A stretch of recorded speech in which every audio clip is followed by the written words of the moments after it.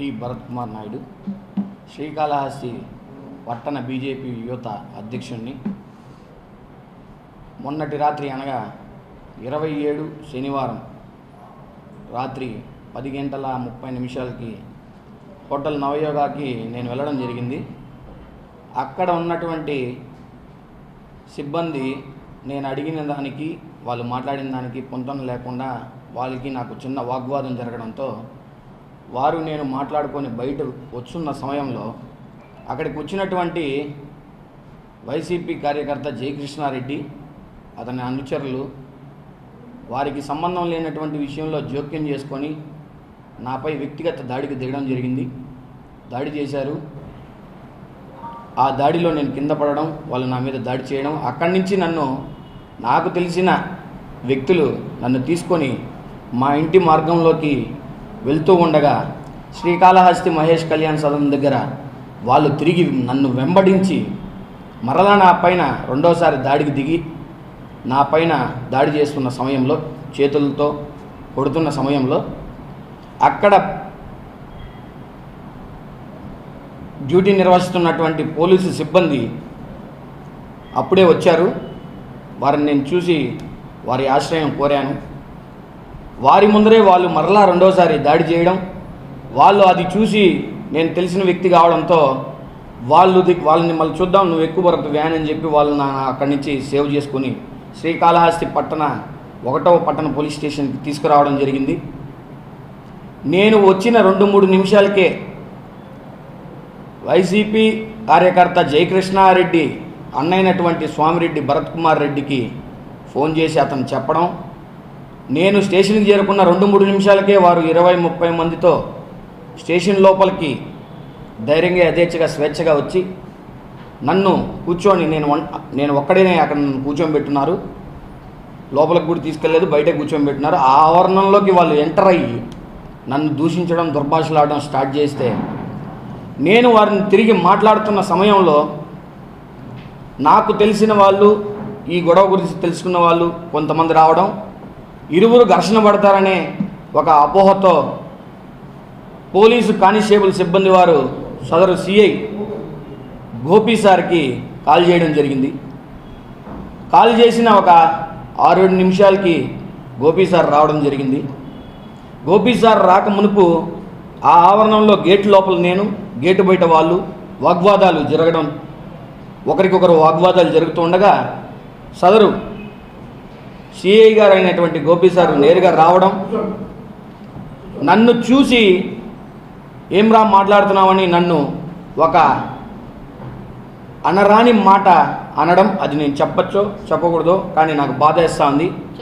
ఏమిరా అంజా కొడక అరుస్తున్నావు స్టేషన్కి వచ్చి అని నన్ను ఆయన అనడం, ఏం సార్ మీరు రాగానే నన్నే తిడుతున్నారు, మా అమ్మ అలా చేస్తూ ఎక్కడ దొరికింది సార్ మీకు అని నేను ఆయన్ని తిరిగి మాట్లాడడం, అది ఆయనకి నచ్చకపోవడం, వెంటనే ఉండు నీ కథ తెలుస్తానని చెప్పి అక్కడ ఉన్నటువంటి నా కోసం వచ్చినటువంటి వారిని తరిమి ఇంక్లూడింగ్ నా వైఫ్తో సహా వీధి వెంపట తరిమి చుట్టుపక్కల ఎవ్వరు లేకుండా క్లియర్ చేయడం, మా వాళ్ళందరినీ క్లియర్ చేసి వచ్చేదాకా భరత్ రెడ్డి నాతో వాగ్వాదం చేస్తూ అక్కడే నిలబడటం, అతనికి గౌరవించి బాబు నాన్న ఎక్కునాన్న మర్యాదపూర్వకంగా అతన్ని అక్కడి నుంచి మా వాళ్ళందరినీ క్లియర్ చేసి అతన్ని మర్యాదపూర్వకంగా కారులో కూర్చొని పెట్టి అక్కడి నుంచి పంపించడం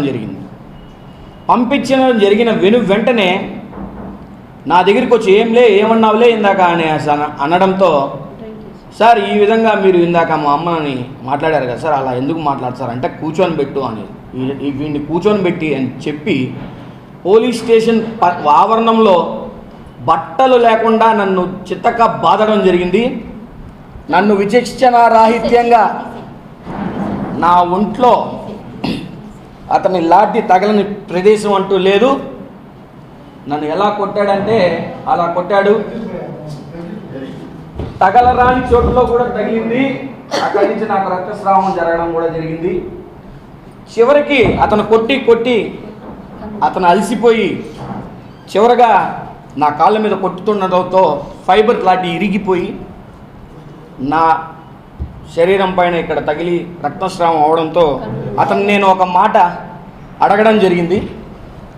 సార్ నాకు తగలరాని చోట తగిలితే నేనేమైనా జరిగితే నా ఫ్యామిలీకి ఎవరు సార్ అని అతని పాదాక్రాంతం వేడుకుంటే కూడా చావులే నా కొడుక, ఏమి నీలాంటి వాళ్ళు ఉంటే ఏం చేస్తే ఏమవుతుంది నీ వల్ల, ఏం నువ్వు బీజేపీ కార్యకర్త అయితే ఏం కుమ్ములు వచ్చాయా? ఇక్కడ జరిగిన సందర్భం వేరు, అతను మాట్లాడే తీరు వేరు. దీనికి అన్నటికీ కారణం ఏమిటంటే అతను నా మీద విచ్చుకుపడడానికి కారణం ఇంతకు మునుపు ఒక గత సంవత్సరం ఆగస్టు నుంచి డిసెంబర్ జనవరి దాకా మాకు అధికారం వచ్చిన తర్వాత వైసీపీ కార్యకర్తలతో కొంతమందితో మాకు కొద్దిగా ఘర్షణలు జరగడం, అంటే ఘర్షణలు కాదు, నా ఇంట్లో నా భార్యని వాళ్ళు మాట్లాడడం, ఆ రికార్డులను నేను తీసుకుని వెళ్తే అతను పట్టించుకోకుండా నన్ను స్టేషన్ నుంచి బయట పంపించడం జరిగింది. స్టేషన్ నుంచి బయట పంపించడం జరిగితే సదరు ఎస్పీ గారు అప్పటిప్పుడు ఉన్నారే, ఆ సారే సుబ్బరాయలు గారు అప్పుడు ఎస్పీగా ఉన్నారు ఇంతకు మునుపు. నాకు తెలిసిన నాయకుల చేత సార్కి ఫోన్ చేయించి ఆ కేసుని డిఎస్పీ గారికి రెఫరెన్స్ చేయించి డిఎస్పీ గారు ఆ రికార్డింగ్లు విని సదరు సిఐ గారిని మందలించి నన్ను మరలా తిప్పి స్టేషన్కి పంపించడం జరిగింది. పంపించండి సార్ స్టేషన్కి, కేసు కడతానని మంచిగా పిలిపించి అతన్ని పిలిపించి మమ్మల్ని ఇద్దరిని ఒకరినొకరిని కలపడానికి ప్రయత్నించి ఇక్కడికి వదిలేసేయి, లేకపోతే నిన్ను నీ భార్యని ఏదో ఒక రకంగా ఏదో ఒక కేసులో నిన్ను ఇరికించడం జరుగుతుంది, నువ్వు ఇప్పుడు ఒప్పుకున్నావా సరే, లేదంటే నేనంటే ఏందో చూపిస్తానని అతను చెప్పడం, దానికి నేను ఒప్పుకోకుండా ఆ కేసే కావాలి, మాకు కేసుగా కావాలి, నేను అతనితో రాజీ పడడానికి నాకు ఇష్టం లేదు, ఏదైనా ఉంటే నేను కోర్టులో తేల్చుకుంటాను, మీకు సంబంధం లేని విషయం, సార్ మీకు కేసు కట్టమన్నారు, కేసు కట్టి నన్ను ఈ విధంగా పిలిచి బెదిరించాల్సిన అవసరం లేదు, మీరు పంపించింది అని చెప్పడం, సరే నేను ఏదో ఒక రోజు నువ్వు దొరకకుండా పోవని అతను చెప్పడం, అతను ఇంత కక్ష సాధింపుగా తీసుకుంటాడని నేను కల్లో కూడా అనుకోలేదు. ఆ తర్వాత నుంచి నేను యువత అధ్యక్షుడిగా ఏదైనా కార్యక్రమాలు చేపట్టినప్పుడు బ్యానర్లు ఎక్కడైనా వేసినా నా బ్యానర్లు తీయించేయడం, నా పిల్లల్ని ఎక్కడైనా త్రిబుల్ డ్రైవింగ్లో కానీ ఎక్కడైనా దొరికినా అది చిన్న కేసు అయ్యేదాన్ని 3 రోజులు 4 రోజులైనా కూడా స్టేషన్లో కేసు కట్టకుండా స్టేషన్లోనే బండ్లు పెట్టుకోవడం, అంటే ఒక శత్రువుని చూస్తానే ఏ రకంగా రియాక్ట్ అవుతారో అంతకు మించి ఒక పోలీసు ఆఫీసర్లా కాకుండా ఒక మృగంలాగా నా మీద విరుచుకుపడడం జరిగింది. నేను మాట్లాడుతున్న మాటలకి కట్టసి కూడా లేకుండా నన్ను ఒక భావోద్వేగంతో, ఒక ఉన్మాదంతో, ఒక పాకిస్తాన్ తీవ్రవాదిని చూస్తే, ఒక బంగ్లాదేశ్ తీవ్రవాదులను చూస్తే ఆ రకంగా నా మీద విరుచుకుపడడం జరిగింది. నేనేమో నేరస్తుని కాదు, ఎర్రచందనం స్మగ్లర్ కాదు, గాంజా స్మగ్లర్ కాదు. ఆ స్టేషన్లో ఇంతవరకు నా మీద ఎలాంటి చిన్న అలిగేషన్ కూడా లేదు. ఆ రకంగా అతను నా మీద చేయడం నాకు చాలా బాధాకరం. అంతమంది సిబ్బంది ముందర నన్ను అవమానించి నా ఆత్మాభిమానాన్ని నాకు దెబ్బతీయడం, రేపు నేను భవిష్యత్తులో ఏ రకమైన కార్యక్రమాలు చేయాలన్న వ్యవస్థ మీద నాకు అలాంటి ఆఫీసర్ వల్ల నాకు నమ్మకం పోయింది. నాకు పోలీసు సిఐ గారు గోపి గారి నుంచి నాకు ప్రాణహాని ఉంది. అతను సంఘాల నుంచి నాకు ఫోన్ చేయిస్తున్నాడు, బెదిరిస్తున్నాడు. ఇప్పటికీ నువ్వు కేసు వాపసు తీసుకుంటే నీకు మంచిది, లేకుంటే నీకు ఏం జరుగుతుందో ఫ్యూచర్లో నేనంటే ఏందో చూపిస్తాను, పోలీసు వాళ్ళతో పెట్టుకుంటావా, పోలీసు వాళ్ళతో పెట్టుకొని సాధించేది ఏమీ లేదు. నిన్నటికి నిన్న నాకు తెలిసిన ప్రముఖ పత్రికా విలేకరులకి అందరికీ ఈ విషయం తెలిసినా దాన్ని అతను రాజకీయం చేశాడో ఏం చేశాడో, అతను నియంతలాగా ప్రవర్తిస్తున్నాడు. శ్రీకాళహస్తిలో కనీసం ఎక్కడా కూడా వార్తలు రిలీజ్ చేయలేదు, పెట్టిన వారిని కూడా డిలీట్ చేయించాడు. దానికి ప్రూఫ్లు కూడా నా దగ్గర ఉన్నాయి.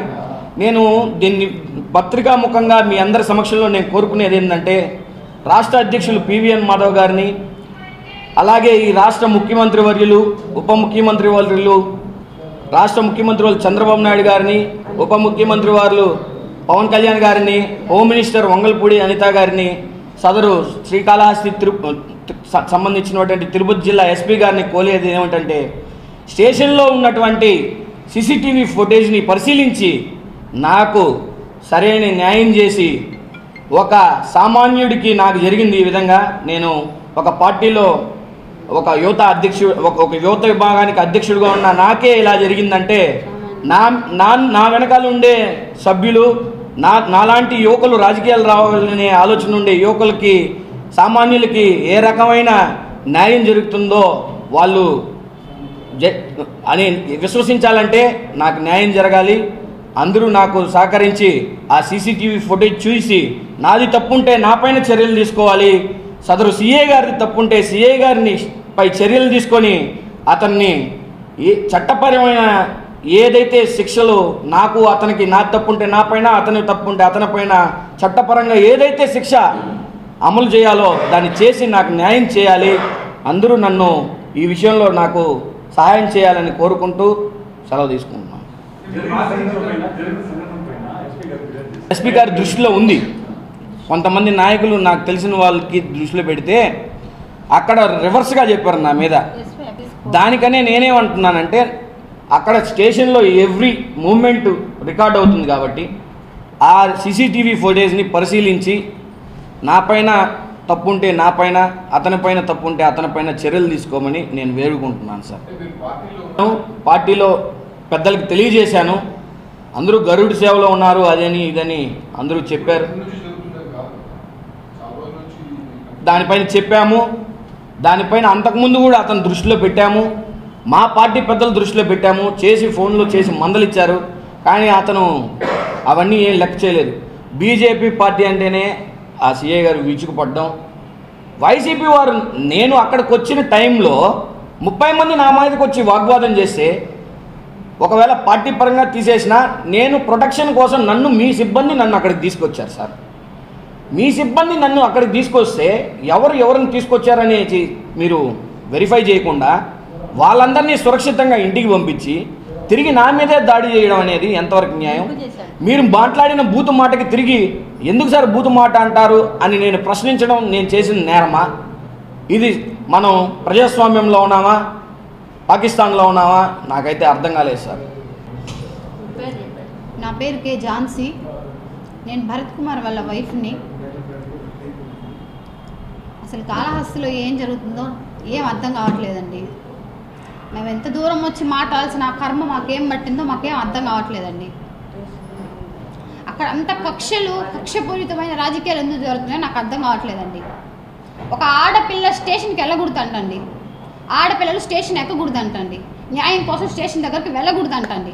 అసలు సమస్య వచ్చిందే నేను స్టేషన్కి వెళ్ళానని. అది సిఐ గారు నేను స్టేషన్కి వెళ్ళాను. మీరు అప్పటి పాత గొడవ జరిగినప్పుడు సీసీటీవీ చెక్ చేసిన 4 రోజులు నన్ను తిప్పించుకున్నారు. కంప్లైంట్ తీసుకోలేదు సార్ నా దగ్గర. 4 రోజులు తిప్పించుకొని గంటలు కూర్చోబెట్టుకుని 9కి కూడా పంపించిన రోజులు ఆయన కంప్లైంట్ తీసుకోకుండా లోపలికి రానివ్వలేదు నన్ను. అసలు ఒక్కదాన్ని కూర్చున్న గంటలు నన్ను లోపలికి కూడా రానివ్వలేదు ఆయన. పాత గొడవలు జరిగినప్పుడు అది అప్పటి నుంచి జరుగుతుంది. ఆయన అప్పటి నుంచి మనసులో పెట్టుకోన్నారు. ఇంకొక విషయం ఏంటంటే సార్, నేను ఒక విషయం చెప్తాను సార్. మేము ఎందుకు వెళ్తాం సార్ రక్షణ కోసం? అక్కడికి కాపాడతారని వెళ్తాం కదా సార్. తిరిగి మా మీద దాడి చేయడం ఏంటి సార్? నేను అక్కడే ఉన్నాను సార్. కుక్కని కొట్టినట్టు కొట్టారు సార్.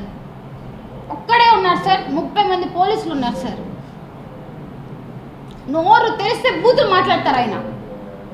ఇంకొక విషయం సార్, అది మా ఆయనకి తెలియదు. నేను ఇక్కడ చెప్పేస్తున్నాను. నేను ఇంతవరకు నేను చెప్పలేదు మా ఆయనకి కూడా. సారు ఫుల్గా డ్రింక్ చేస్తున్నారు సార్. సిఏ సార్ ఫుల్గా డ్రింక్ చేస్తున్నారు డ్యూటీలో సార్. అక్కడికి వచ్చారు మీరు, మేము అక్కడే ఉన్నాము. లోపలికి వెళ్ళాలి. అసలు ఏం జరిగింది, ఎక్కడ జరిగింది, ఏమైంది, ఎవరిది తప్పు కాదు. మీరు అడగకుండా ఒక మృగంలాగా వీధి రౌడీ లాగా కర్ర లాఠీ తీసుకుని 4 పక్కల తరుముకున్నారు సార్. మేము ఆ లేడీస్ ఉన్నామని కూడా చూడకుండా మమ్మల్ని కూడా తరుముకున్నారు ఆయన. ఎట్లా ప్రవర్తించారంటే నోరు తెరిస్తే బూతులు. ఎక్కడ సార్? ఏం సార్ యూనిఫామ్ వేసుకొని ఏంటి సార్ ఇవన్నీ చేయడం?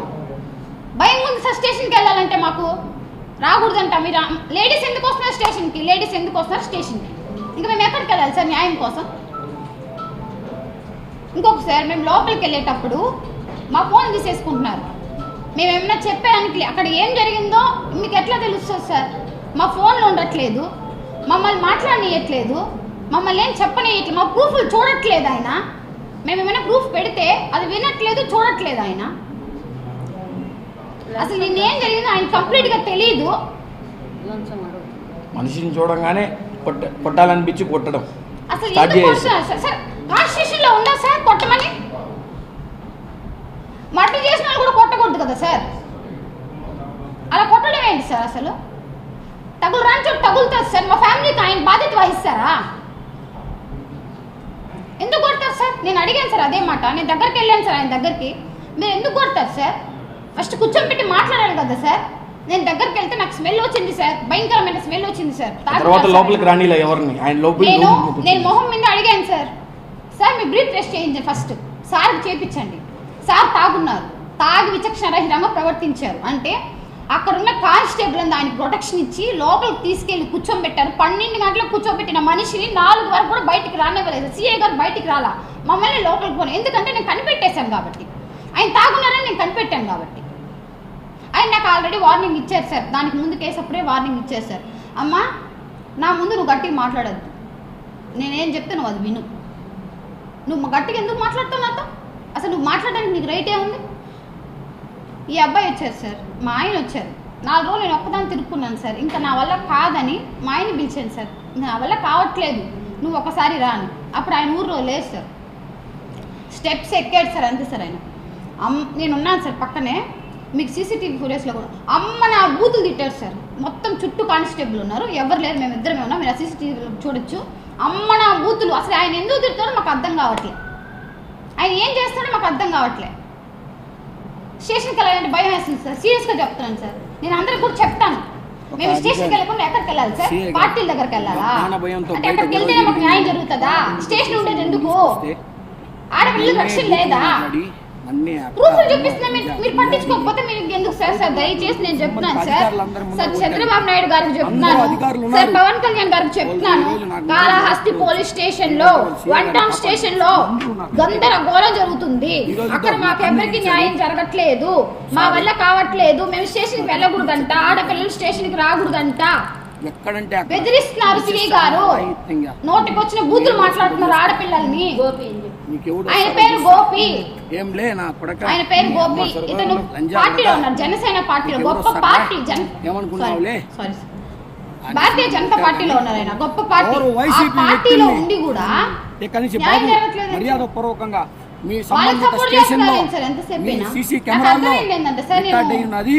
ఒకసారి పరిశీలించవలసిందిగా అధికారులైనటువంటి సంబంధిత ఎస్పీ గారిని తరిమి కొట్టి దెబ్బలు చూపిస్తుంటే కూడా ఆయన మారిగా కుక్కను కొట్టినట్టు కొడుతుంటే మీరు ఎందుకు కొడుతున్నారు సార్ అంటే ముందు అమ్మాయిని బయట దూయండి అన్నారు. లాఠీ ఇరిగిపోయి 4 ముక్కలు అయ్యే విధంగా నన్ను కొట్టి ఏం సార్ ఇప్పుడు నేనే దౌర్జన్యం ఏం జరుగుతుంది సార్ అని నా మీదే అందరూ చూస్తూ గమ్మునుంటా. నాకు అర్థం కావట్లేదు. నాకు తగిన న్యాయం చేయాలి.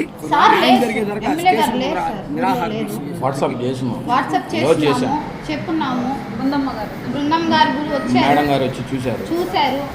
నేను మాట్లాడతాను అన్నారు, కానీ ఈ మధ్యలో సార్ నిన్న కోలానంద్ గారు కూడా వచ్చారు, బెదిరిస్తున్నారు సార్ మమ్మల్ని. మాకు ఫోన్స్ చేపిస్తున్నారు సార్, అంటే కేసు వెనక్కి తీసుకో, రాజీ పడు, రా మాట్లాడదాం.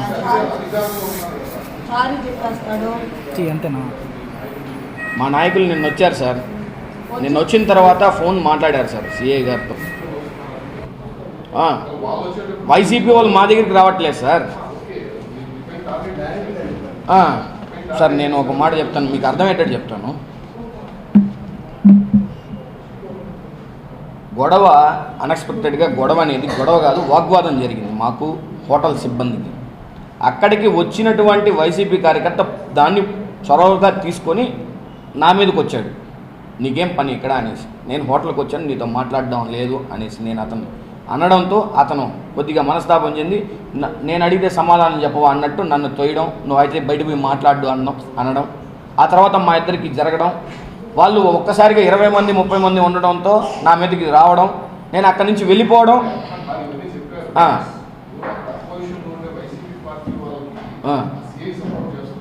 సిఐ సపోర్ట్ చేస్తున్నారంటే ఏ రకంగా అంటే, స్టేషన్కి వాళ్ళందరూ 20 మంది 30 మంది వచ్చారు కదా, వాళ్ళని ఏమీ ప్రశ్నించలేదు ఇంతవరకు.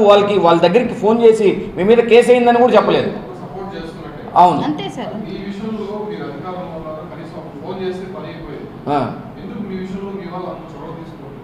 అదే అర్థం కావట్లేదు సార్. అది సార్ సమస్య, అది సార్ సమస్య, అదే సమస్య. ఇప్పుడు నేను అడిగేది కూడా అదే, నేను చేసిన నేరం ఏంది అని అడుగుతున్నా.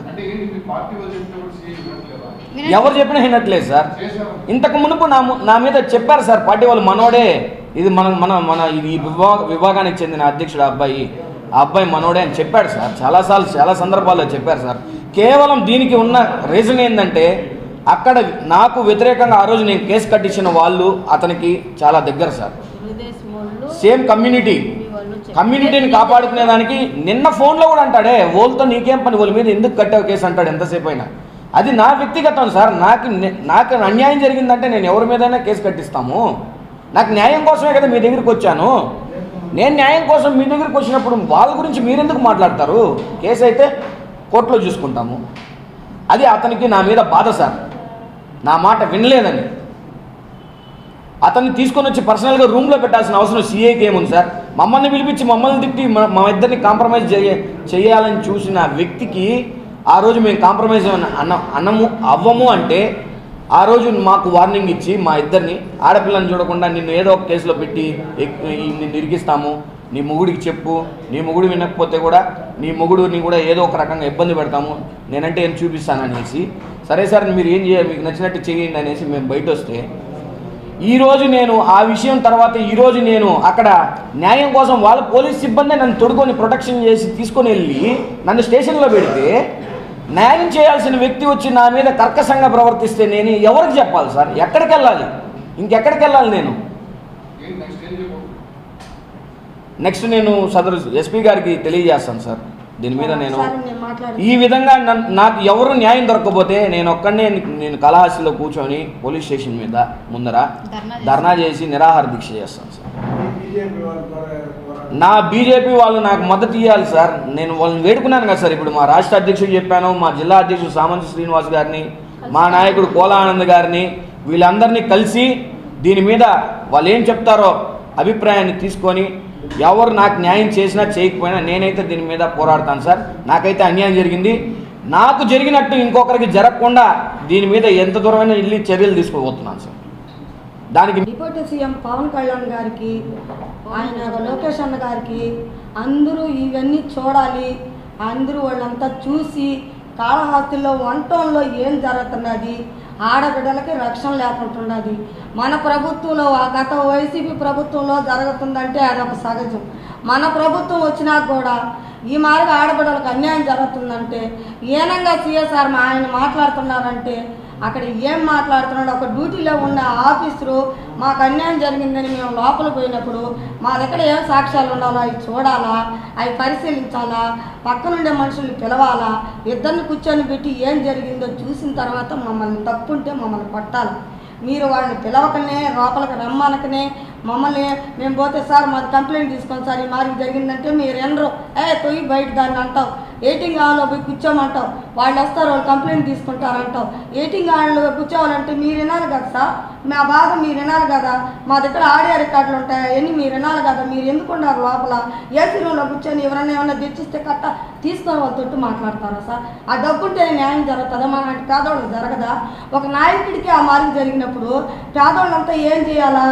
ఆడబిడ్డలకంతా ఈ మార్గం జరుగుతుంటే వాళ్ళందరూ బయట నుంచి పంపిస్తే మీరంతా లోపల ఏం చేస్తున్నారు?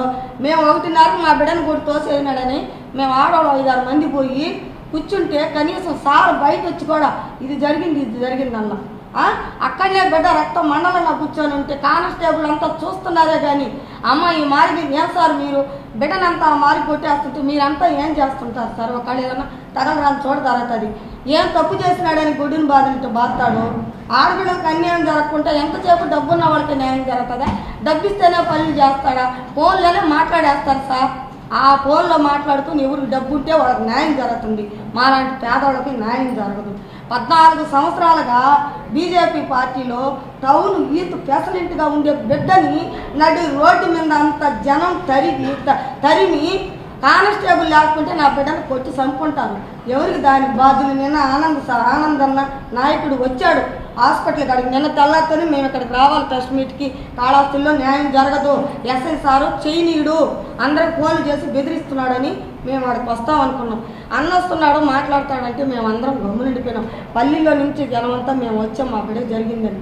అక్కడికి వచ్చి అన్న ఏం చెప్పాడంటే ఆయనకు ఫోన్ చేశాడు, మీ బిడ్డ అట్టా ఇట్టా అని చెప్పేటట్టుకి మళ్ళీ ఆ అబ్బాయిని కన్వైల్ చేసి సారీ చెప్తాడంట, నువ్వు నీ భార్య పోలీస్ స్టేషన్ కాడికి పోండి, మేమే పోలీస్ స్టేషన్ కాడికి పోతే ఆయన సారీ చెప్పేస్తాడంట. సార్ నా బిడ్డ నీ మార్గ రక్తమండాలుగా కొట్టి గొడ్డును కొట్టినట్టు ఏ తప్పు చేయకుండా కొట్టిన తర్వాత ఆయన సారీ ఎందుకు చెప్తాడు అంటే లోపల కూర్చొని సారీ చెప్పేస్తాడా?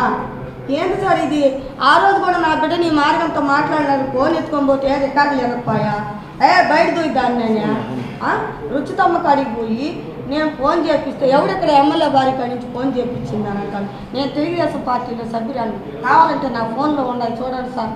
చంద్రబాబు నాయుడు అరెస్ట్ చేసినప్పుడు నుంచి మేము ఎట్ట పోరాడి, మేము ఎట్ట పార్టీ తరఫున కష్టపడి మేమంతా చేస్తే మాలాంటి న్యాయం జరగకపోతే పేద సాదాలు వచ్చి ఆడ కూర్చుంటే మీరు ఏం న్యాయం చేస్తారు? మీరు డ్యూటీ చేస్తున్నారా, బోకర్ పనులు చేస్తున్నారా? నాకు అసలు అర్థం కావడం లేదు. పెద్ద పెద్ద వాళ్ళకే మీరు పలుకులు చేస్తారా? మీరు ఫోన్లో ఉండే మాట్లాడుకొని లావాదేవీలు చూసుకుంటారా? మాలాంటి పేదవాళ్ళు చేస్తారా? దయచేసి సీఎం చంద్రబాబు నాయుడు గారు ఇది చూడాలి. డిప్యూటీ సీఎం పవన్ కళ్యాణ్ అన్నగారు మీరు తప్పకుండా చూడాలి. చూసి ఆడబిడ్డలకి నేను న్యాయం చేస్తాను, నేను వచ్చాను, నేను ఉన్నానన్నావే ఆ మాట మీరు ఒకసారి కాళేశ్వరం మీద పెట్టాలా? ఆ దృష్టి మీరు చూడాలా? ఇదే మారిగా ఇతరకు అవమానం జరిగితే మీరు ఎట్ట ముందుకు వచ్చారో, మీరు ఎట్ట మాట్లాడినారో ఆ మారి మీరు మాట్లాడి నా బిడ్డకి న్యాయం చేయాలని నేను దయచేసి మిమ్మల్ని అందరినీ కోరుకుంటున్నాను. తప్పు ఎవరుందో, నా బిడ్డ తప్పు చేస్తుంటే సీసీ ఫోటోలు చూడమను, ఆ సార్ ఎందుకు ముర్గంలో ప్రవర్తించాడో అది కూడా మీరు ఎన్క్వైరీ చేయాలని, తప్పకుండా నా బిడ్డను కాపాడాలని, నా బిడ్డకు కూడా ప్రాణహాని ఉండాలి. మహేష్ కళ్యాణ మండపం కాడ సీసీ కెమెరాలు ఉన్నాయి. వాళ్ళు ఎట్టొచ్చారు, ఎంతమంది వచ్చారు, వాళ్ళకి ఏం ఖర్చు అక్కడ చూడాలి. ఆయన దయచేసి చంద్రబాబు నాయుడు గారు, లోకేష్ అన్న గారు, పవన్ కళ్యాణ్ సార్ గారు ఇవి చూసి అప్పుడెట్లా న్యాయం చేశాడో పవన్ కళ్యాణ్ గారు అదే మరి చేయాలని మేము కోరుకుంటున్నాం. చిన్న మాట సార్, అందరూ కొడుతున్నారని మీ సిబ్బంది నన్ను తీసుకొచ్చారు కదా, నన్ను చూడంగానే మీరు ఏదో మనసులో పెట్టుకొని కక్ష సాధింపు చర్య కాకపోతే నా మీద చేసుకోవడం ఏంది? నన్ను చూడంగానే బూతు పదాలు మాట్లాడటం ఏంది? నాతో వచ్చిన వాళ్ళని తరిగి కొట్టి వాళ్ళందరినీ అక్కడే పెట్టి ఒక రౌండ్ వేశారు సార్. మొత్తం స్టేషన్ చుట్టూ అదంతా చల్లా చెదురు చేశారు సార్. నాతో వచ్చిన వాళ్ళందరినీ కొట్టారు సార్. నా భార్యని, మా అత్తని తరుముకున్నారు సార్ అందరినీ. వాళ్ళు మాత్రం సారు అన్ని రౌండ్లు వేసుకుని తిరిగి వచ్చేదాకా స్టేషన్లో నాతో వాగ్వాదంలోనే ఉన్నారు. హ్యాపీగా క్షేమంగా సార్ వచ్చి మళ్ళా ఏ బాబు చేయి పట్టుకొని భరత్ రెడ్డి అనే అబ్బాయిని, ఏ బాబు ఏం మర్యాద ఉండదు నీకు, ఎక్కుతావా ఎక్కువ, ఏ బాబు నేను కొడుకుని లంజా కొడుకుని, నా పైన దాడి చేసిన వ్యక్తి ఆడే ఉన్నాడు కదా, అప్పుడే వాళ్ళందరినీ కూడా లోపలికి పిలిచి ఎవరెవరైతే వాళ్ళ తమ్ముడు అతను ఇద్దరు లోపలికి వచ్చి ఉంటారు, నన్ను లోపలికి తీసుకొని వచ్చి అసలు ఏం జరిగింది, నువ్వెందుకు ఇన్వాల్వ్ అయ్యావు, నువ్వెందుకు ఇతన్ని మాట్లాడావు, నన్ను అతన్ని ప్రశ్నించి ఏం జరిగిందో సర్ది చెప్పి అక్కడి నుంచి పంపించవచ్చు కదా సార్. వాళ్ళని క్షేమంగా రాజబాటలో వాళ్ళని బండిలో ఎక్కించి పంపించి తిరిగి వచ్చి నన్ను కూర్చొని పెట్టి గొడ్డును బాదినట్టు బాది అతని కసి తీరకపోతే ఆ ఫైబర్తో 20 దెబ్బలు నా కాలు మీద కొట్టి ఫైబర్ ఇరిగి ఆ ముక్క నా కూర్చొని రక్తస్రావం అయ్యేటప్పుడు నేను సార్ని ఒక మాట అడిగాను సార్, ఇక్కడ గుచ్చుకుని సార్ ఇప్పుడు నా మోకాల మీద కొట్టారు, నా మర్మంగాల మీద ఎక్కడైనా తగిలి నేను చస్తే నా ఫ్యామిలీకి ఎవరు సార్ బాధ్యత అంటే చావురా లంజా కొడక అంటారు సార్. నన్ను చావురా నా కొడక, చావులే ఏమవుతుంది నీ వల్ల?